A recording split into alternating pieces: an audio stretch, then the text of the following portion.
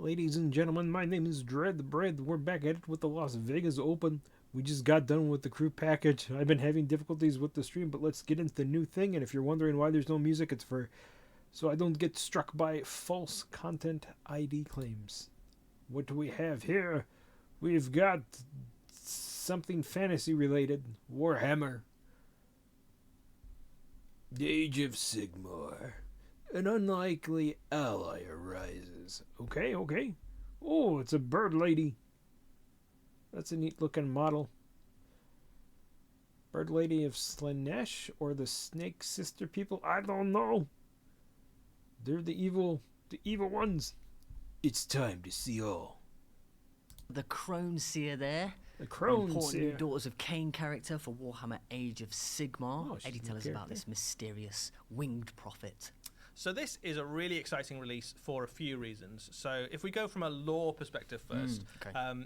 The Croneseer represents a really I don't know how I like the hair covering her face. I mean, it's kind of neat, but like there, it just looks like she's, I don't know, like weird tears, I guess. interesting part of the Daughters of Cain Daughters of lore, Cain, that's what which it is is. that she isn't under the sway of Morathi. So if you're familiar with the way that Daughters of Cain work, I Morathi has do not. effectively subverted the faith of Cain to kind of channel all of the belief into the bloody-handed god into her own power source. But there are a few of the Okay. Daughters of Cain who are a little bit suspicious of Morathi's intentions and don't really believe what she's up to. And Krethusa the Croneseer represents part of that. It's also a very kind of deep lore dive into some very old elven lore. With the crone is a very old elven god, and she's almost representing someone who's kind of stumbled across the power of this very buried elven deity, and is kind of manifesting it. She's blind, and that kind of headdress that she's got also kind it's of a I think you were saying, headdress. has Oh, it's like inverted spikes. has on inverted there, yeah. spikes into her own eyes, so she can't see, but she can see through the power of her kind of crows that she spreads around. So she's That's kind of cool. I thought that was all hair. If that's that should have been a different color then, I guess. I don't. kind of lives in the shadow and kind of sees through these familiars, and the feathers of her wings can also turn into an ethereal flock of crows that can peck out the eyes and attack enemies and things like that. So she's definitely not a good guy. She's on Team Order, but she's a fairly sinister sort of character. Yeah. And representing a very interesting kind of new piece of the political dynamic for the Daughters of Cain, particularly. In game terms, she is a powerful priestess who can kind of add a lot of stuff to a Cainite force, She's and you got can certainly her build an weird, army into that gross kind of soup bowl way right of playing. there. And certainly, and as a model, just a really lovely display piece, Yeah, right? looks So great. a much more, I suppose, if you've got the Daughters of Cain represent kind of blood and shadow, and Morathi is very much the blood end of the spectrum, and this is very much the kind of shadow end of that spectrum. Yeah. And that's represented by the box set that you can get her in the first time, which is Krethusa's Crone Host, and in this set you get that leader, the Croneseer herself, alongside some of the units she's most. The very, very ugly elves right there. I do like the masks that they wear though. I do like that. Used to leading sort of thing. So you can certainly kind of bolt this into an existing Daughters of Cain force, or you can kind of lean into this new kind of shadowy aspect Cracked my arm. where she's the leader. Ow. Lots of options there as well. Yeah. What is Something next? And she's an important player in the Mortal Realms as well. So if we have a Yes. look at our next reveal, we'll see why. All right. No. This is part of the same thing, so I'm not going to end this VOD here because you can see there she is there. What is up here? Warhammer Dawnbringers 5. Alrighty. More in the Dawnbringers set. Ooh, we've got some undead goody goodies. New Heroes Rise. Well, that was part of the box set. I don't know if that's still up or not. Ooh. Okay. I bet these characters were actually from Cursed City. Because, ooh. Alrighty. Very cool.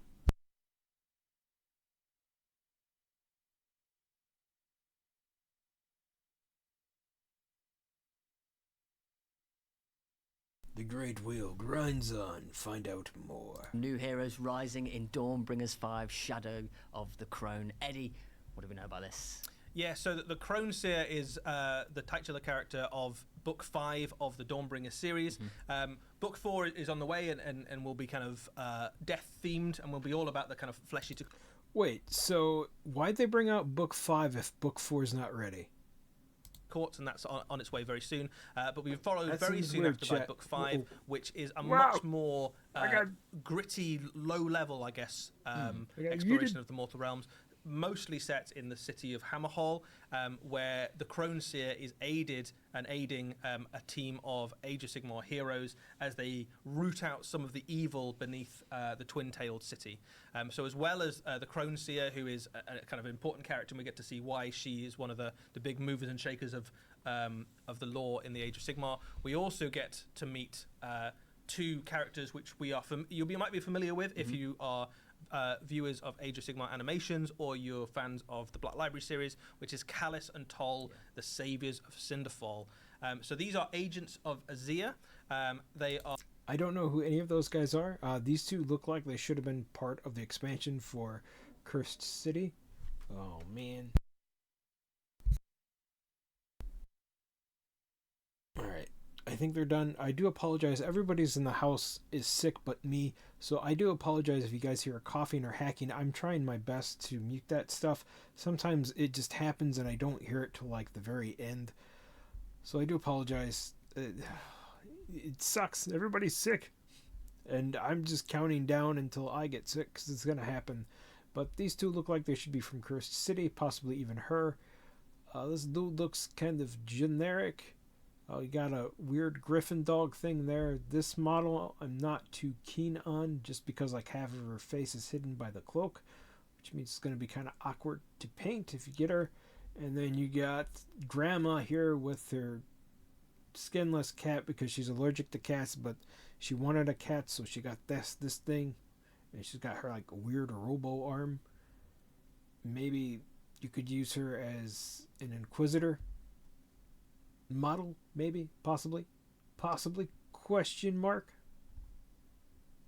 Are two characters who are effectively a little bit like your kind of witch hunter archetype in Age of Sigmar, and what they do in Hammerhall and beyond is to root out those kind of chaos cults and various disreputables that might seek to undermine the cities of Sigmar. So very much in the cities of Sigmar army, but kind of the low-level kind of grunt work, I guess, of rooting out those chaos cults and things that might pop up under the nose of the city.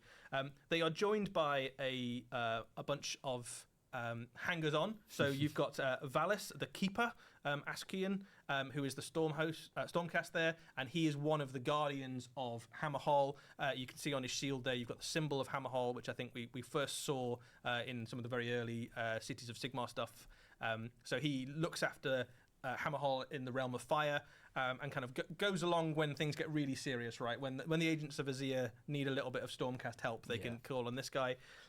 You've also got Lisa Ravenia, who is your assassin thief looking character on the top left there, and she obviously brings all the skills that an assassin/thief would bring, which is always very useful. You've got an interesting character, Mistress Varentia.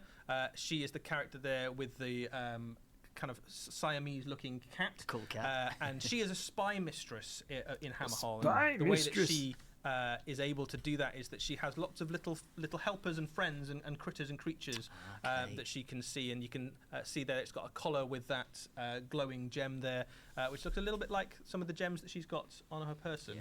And she's probably got various fleet and flocks of those little creatures that she can use to spy on various places around the city and beyond. And of course there's a Gryph-hound in there as well. So Balthus, the Gryph-hound, Valius's loyal assistant ward. So not one but two little pets in there to go with Callus and Toll. And this is really exciting because Callus and Toll are two kind of really fun, interesting characters that, especially if you've been following the Black Library books and animations, you might be familiar with. But they definitely give you a kind of mortal eye view of the mortal realms and kind of someone to explore the kind of city of Hammerhall particularly. And in this Dawnbringers Book 5, we'll kind of see them in action and what they get up to. across the board, every single one of these is a really lovely miniature as well. They're great, aren't they? Kind of nodding a little bit to the style we saw in things like. I disagree. I don't really like this model. I think it's just kind of blah and boring. Same with this one. It's just, it's a bird doggo, and her model could be interesting if it was kit bashed for maybe like an Inquisitor, and he just, I don't know, man. I don't know. My main focus is these two guys here, just because they feel like they belong in another game. That's just me. Curse City. So Yeah. if you've started a kind of collection of Age of Sigmar characters and just lovely fantasy miniatures, right, that kind of exist in the mortal realms, these are great additions to it. Yeah, they're brilliant. Really lovely. There is a new novel on the way as well. Yes. So they already featured in a couple of novels already, and there's more. I have not read any of these novels whatsoever. I wonder who she is. She should have been. Oh no, she did have a character model. I bet that was the assassin. But I like that pose a lot better than the other pose that they gave her for her model, if that's who that is. On the way in Callus and Toll, where we get to see them in Hammerhall getting up to what they do best, uncovering chaos cults and general swashbuckling. Lovely stuff. Should we see the next reveal? Yeah, let's do it. Let's do it. Alrighty, so I am going to end the YouTube VOD right there, not the Twitch